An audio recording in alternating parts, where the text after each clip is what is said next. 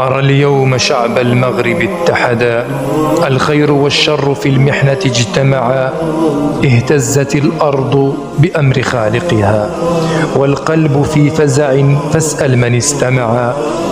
الناس ما بين مصدوم ومن ذهل عن نفائسه ما حاز أو جمعا، والكل قد خرجوا تركوا منازلهم مخافة هربا من هول ما وقعا.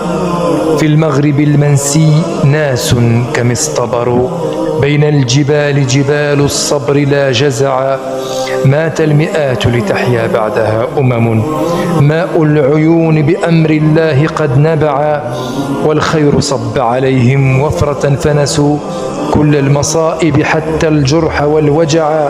رزق الكرام لأهل الفضل والكرم، فحالهم بعد ضيق أمس اتسعا. سبحان خالقنا من تلك